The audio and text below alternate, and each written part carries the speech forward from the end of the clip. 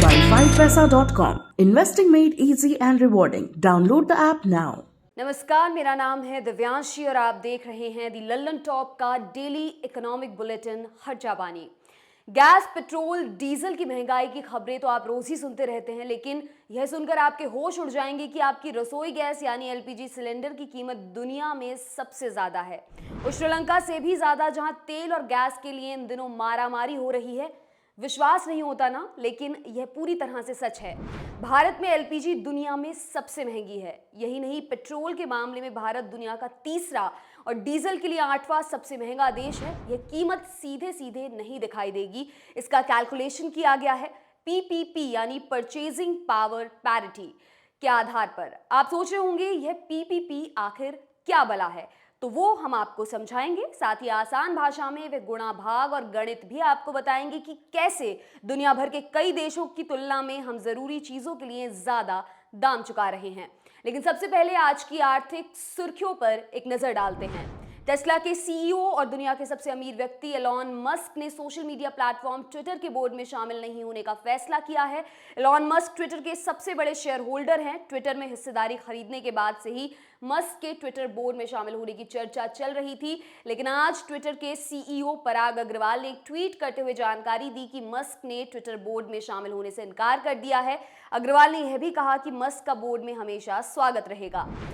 पराग अग्रवाल ने कंपनी को लिखा एक नोट भी शेयर किया। इसमें कहा गया कि बोर्ड में मस्क की नियुक्ति 9 अप्रैल से लागू होनी थी, लेकिन मस्क की ओर से 9 अप्रैल की सुबह कहा गया कि वह अब बोर्ड में शामिल नहीं होंगे। अग्रवाल ने यह भी कहा कि एलॉन मस्क हमारे सबसे बड़े शेयरधारक हैं और उनकी सलाह का हम हमेशा स्वागत करते हैं। गौरतलब है कि फोर्ब्स की ताज़ा लिस्ट के मुताबिक एलॉन मस्क ने अमीरी की फहरिस्त में अमेज़न चीफ जेफ बेजोस को काफी पीछे छोड़ दिया है।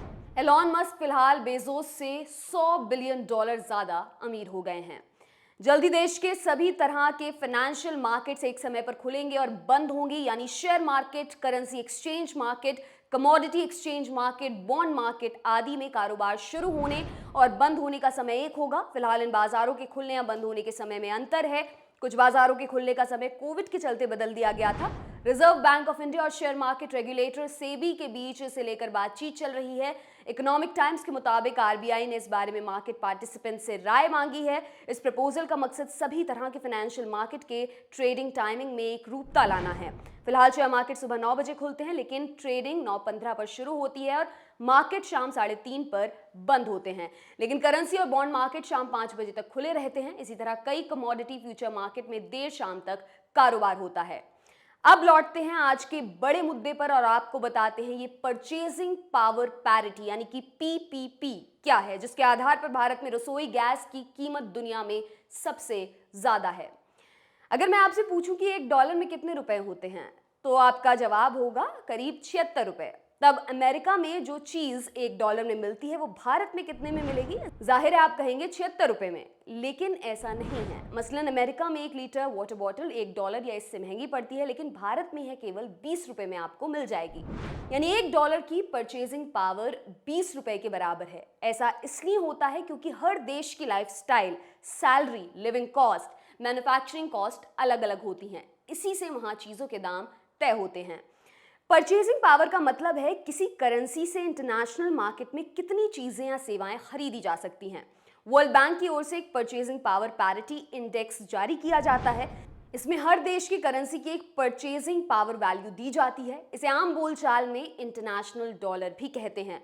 इस इंटरनेशनल डॉलर का मूल्य उसे एक्सचेंज डॉलर रेट से काफी कम होता है, जिसे आप रोज न्यूज में सुनते रहते हैं। इस तरह दो देशों की करेंसी की परचेजिंग पावर की तुलना करके वहां के लिविंग कॉस्ट का आकलन किया जाता है। इसी के आधार पर आप दो देशों में मिलने वाली सैलरी की वास्तविक तुलना कर सकते हैं। मसलन अमेरिका में $1 लाख कमाने वाले व्यक्ति की सैलरी आपकी नजर में 76 लाख रुपए हो सकती है, लेकिन वास्तव में भारत में 25 लाख रुपए कमाने वाले व्यक्ति की लाइफस्टाइल उस अमेरिका वाले व्यक्ति की तुलना में ज्यादा बेहतर होगी।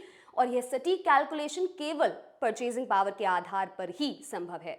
तो अब आपको बताते हैं कि पीपीपी यानी इंटरनेशनल डॉलर के आधार पर भारत में गैस और तेल की कीमतें कितनी हैं। पीपीपी बेसिस पर भारत में एलपीजी की कीमत 3.5 इंटरनेशनल डॉलर है। यह दुनिया में सबसे ज्यादा है। तुर्की, फिजी, यूक्रेन में एलपीजी गैस कीमत से भी कहीं ज्यादा। इसे आप इस तरह से समझिए कि स्विट्जरलैंड, फ्रांस, कनाडा और ब्रिटेन में एलपीजी गैस की कीमत $1 प्रति लीटर है, यानी दुनिया के इन सबसे अमीर देशों के मुकाबले भारत में गैस कीमतें 3 गुना से भी ज्यादा हैं। इसी तरह भारत में इंटरनेशनल डॉलर में पेट्रोल के दाम $5.2 प्रति लीटर है, जो सूडान और लाओस के बाद सबसे ज्यादा हैं। डीजल की इंटरनेशनल डॉलर में कीमत $4.6 प्रति लीटर है, यानी डीजल में भी भारत दुनिया का 8वां सबसे महंगा देश है। हमने इस बारे में एक्सपर्ट से भी बात की, देखिए उन्होंने क्या कहा। बेसिकली ये जो डेटा है वो ये बता रहा है कि इंटरनेशनल लेवल पे जो करेंसीज है और जो प्राइसेस है उसका एक कंपैरिजन होता है जिसमें पैरिटी मेंटेन करते हैं हम लोग। और उसी में ये बिल्कुल अच्छा कंपैरिजन किया गया है कि हमारा एलपीजी का जो प्राइस है वो हाईएस्ट है ग्लोबल लेवल पे।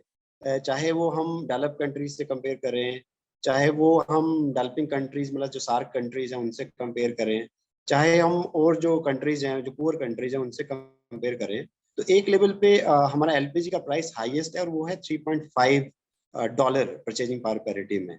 और यदि हम कंपेयर करें एलपीजी के प्राइस को, तो जैसे विकसित देशों में हम देखें कि स्पेन का प्राइस जो है जब इंडिया का $3.5 है परचेजिंग पावर पैरिटी में, तो स्पेन में वो है $1.4 और इटली में है 1.2, जर्मनी में है 1.4। तो कहाँ पे हिंदुस्तान का जो एलपीजी का प्राइस है जब उसको परचेजिंग पावर पैरिटी में हम देख रहे हैं तो 3.5 है, और इन विकसित देशों में वो 2 से भी कम है, इवन 1.5 से भी कम है।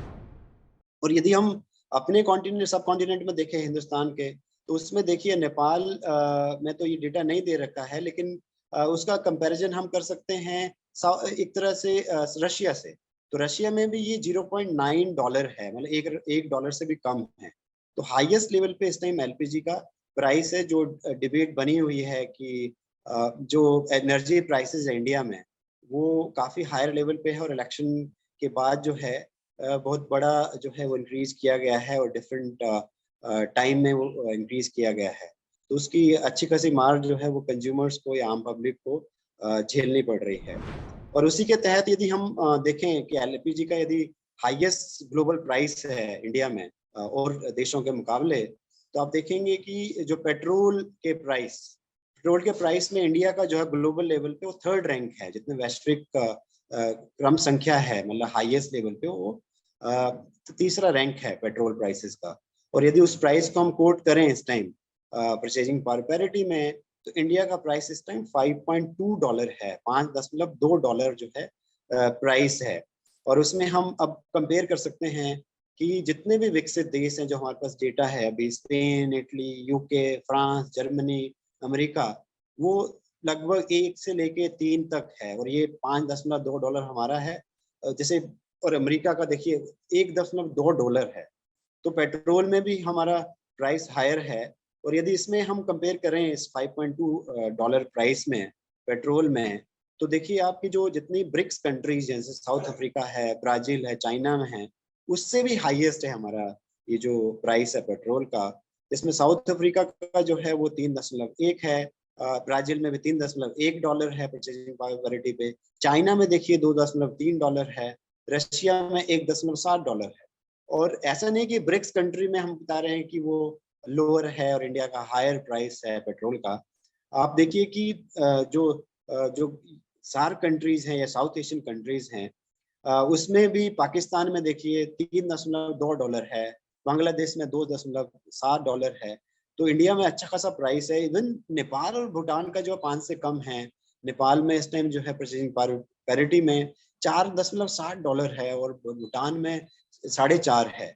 तो मतलब काफी एक लेवल पे हायर प्राइसेस है। और बिल्कुल गरीब देशों में हम बात करें जिसमें बुरुंदी है, मालवी है, उसमें भी इस टाइम पेट्रोल का प्राइस जो है $4 है परचेजिंग पावर पैरिटी में। तो इस लेवल पे देखिए कि ग्लोबल लेवल पे इंडिया का जो पेट्रोल प्राइसेस हैं बहुत हायर लेवल पे हैं इस टाइम। और जो लास्ट ये जो रिपोर्ट आई है उसमें उन्होंने डीजल का प्राइस भी दे रखा है, और डीजल में ग्लोबल लेवल पे इंडिया का 8th रैंक है, मतलब हायर लेवल पे 8वां देश है जिसके कि हायर प्राइसेस जो हैं वो दिख रहे हैं। और जिसमें देखिए जैसे जो डीजल का जो परचेजिंग पैरिटी डॉलर है वो 4.6 है, मतलब 4.5 से थोड़ा सा ज्यादा है।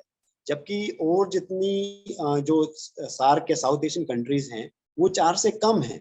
इवन जो हम देखें डीजल में जितनी डेवलप कंट्री में नाम ले रहा था मैं, Spain, Italy, United kingdom, France, Germany, Japan, United state, उसमें भी इनका भी प्राइस जो है 1 से लेके वो $3 है, या इवन $3 से भी कम है। और कहाँ हिंदुस्तान का प्राइस जो है वो 4.5 से ज्यादा जो है वो डीजल का प्राइस हो रखा है। और यदि इसको और यदि कंपेयर हम करें बुरुंडी और सेंट्रल अफ्रीकन रिपब्लिक में या मलावी में, तो आप देखेंगे कि उसमें भी डीजल का प्राइसेस भी कम है। बुरुंडी में $4 है परचेजिंग पर पैरिटी पे, सेंट्रल अफ्रीकन रिपब्लिक में 2.8 है, और मालावी में जो है वो 3.9 है। तो काफी हायर लेवल पे तीनों ही प्राइसेस जो हैं वो हायर हैं, प्रोवाइडेड इसके रैंक जो है फर्स्ट एलपीजी का है, डीजल का 8th है इंडिया के प्राइसेस का, और पेट्रोल का ग्लोबल लेवल पे वो 3rd रैंक है। तो बहुत ही एक लेवल पे कहें कि कंज्यूमर काफी जो है कॉस्ट जो है बियर कर रहा है इस टाइम एनर्जी प्राइसेस के हाई होने से इंडिया। जाहिर है गैस और तेल की यह कीमत हमारी कॉस्ट, कमाई और अफोर्डेबिलिटी को ध्यान में रखकर भी तय की गई होगी। ऐसे में पेट्रोल, डीजल और गैस कीमतें एक आम आदमी की कमाई पर कितना असर डालती हैं? क्या यह महंगाई केवल फ्यूल तक सीमित रहेगी या दूसरी चीजों के दाम भी बढ़ाएगी? देखिए एक्सपर्ट ने क्या कहा। बिल्कुल, जो मैं कह रहा था कि एनर्जी प्राइसेस हायर हैं, चाहे वो पेट्रोल है, डीजल है और एलपीजी है, और जो यहाँ के भारतीय हैं या जनमानस है उस पे अच्छा खासा इम्पैक्ट है। और हमें ये ध्यान देना होगा कि सिर्फ पेट्रोल, डीजल और एलपीजी के प्राइसेस सिर्फ गुड्स नहीं हैं, उसके साथ साथ हम ये भी बात करेंगे कि एक लेवल पे उसमें इंटरमीडिएट गुड्स भी हैं, इसलिए ट्रांसपोर्टेशन कॉस्ट बढ़ रही है। तो वो नॉट ओनली कि होलसेल प्राइस इंडेक्स पे उसका इम्पैक्ट आ रहा है, लेकिन वो कंज्यूमर प्राइस इंडेक्स पे भी उसका इम्पैक्ट है। तो आप मानिए कि महंगाई की जो दर है वो आने वाले दिनों में वो हायर होगी, क्योंकि यदि इंटरमीडिएट गुड्स जैसे पेट्रोल, डीजल और एलपीजी के हायर प्राइसेस दिख रहे हैं हमें ग्लोबल लेवल पे, तो हमें इन्फ्लेशन रेट और हायर दिखेगा, जो कि अभी 6.07% जो था वो रिकॉर्ड किया गया था कंज्यूमर प्राइस इंडेक्स के कॉन्टेक्स्ट में। और उस स्थिति में जो मैं कह रहा था कि आम जनता पे बहुत भार पड़ रहा है, उस भार को समझने के लिए हम यहाँ पे एक अफोर्डेबिलिटी का डेटा है कि ऑन एन एवरेज प्रतिदिन जो आय हो रही है उसमें से कितना खर्चा जो है हिंदुस्तानी खर्च कर रहे हैं। तो हिंदुस्तानी मैं बता रहा हूँ लगभग 20 से 25% जो है खर्चा जो है वो पेट्रोल, डीजल और एलपीजी पे हो रहा है। जबकि चाइनीज को हम देखें तो वो 4 से लेके वो लगभग 4.5% जो है खर्चा जो है चाइनीज कर रहे हैं पेट्रोल, डीजल और एलपीजी पे। और रशिया में तो कुल 2% खर्चा ही हो रहा है उनका दिन की कमाई का जो आय वो कर रहे हैं। और उसी को हम यदि रेफरेंस पॉइंट पे लें तो आप देखिए कि जो Spain, Italy, UK, France, Germany, Japan और यूनाइटेड स्टेट में ये पेट्रोल और डीजल पे जो खर्चा है, ये एलपीजी जो खर्चा है, वो 1 से लेके और 2% तक खर्चा कर रहे हैं वो, जो जितना और एक दिन में कमा रहे हैं। तो हिंदुस्तानी लोगों पे, भारतीय लोगों पे बहुत ज्यादा एक तरह से कमर तोड़ी गई है इतने हायर प्राइसेस के कारण, जो कि हमें डेटा प्राइसेस में भी रिफ्लेक्ट हो रहा है और उसके अफोर्डेबिलिटी में भी रिफ्लेक्ट हो रहा है। और यदि हम गरीब देशों में बात करें उसमें थोड़ा ज्यादा है, जो है जो एक दिन का कितना खर्च जो है इनका पेट्रोल और डीजल पे हो रहा है, तो बहुत ज्यादा है। मतलब आप मानिए कि यदि मलावी के बारे में बात करें तो उनका 100 जो है डॉलर कमाया जा रहा है, उसमें से 93 जो डॉलर है वो डीजल पे खर्च कर रहे हैं, और मलावी में पेट्रोल में जो है 95 डॉलर जो खर्च कर रहे हैं। मतलब लगभग $100 का बहुत हिस्सा जो है खर्च किया जा रहा है। लेकिन वो चीजें यदि हम ब्रिक्स कंट्री से कंपेयर कर रहे हैं या फिर डेवलप कंट्री से कंपेयर कर रहे हैं तो 2, 3, 4% है, लेकिन हिंदुस्तानियों का वो 25% या 20% के करीब है।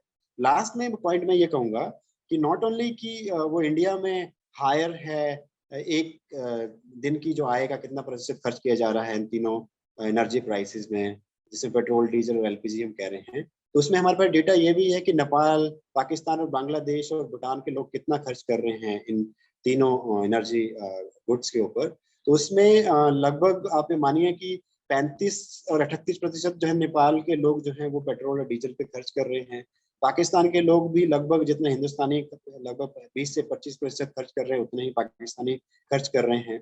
बांग्लादेशी कम खर्च कर रहे हैं, इसका मतलब उनकी लगभग रिलेटिवली बेटर सिचुएशन है। लगभग 15 से 13% जो है खर्च उनका एक दिन की आय का वो इन तीनों चीजों पे हो रहा है।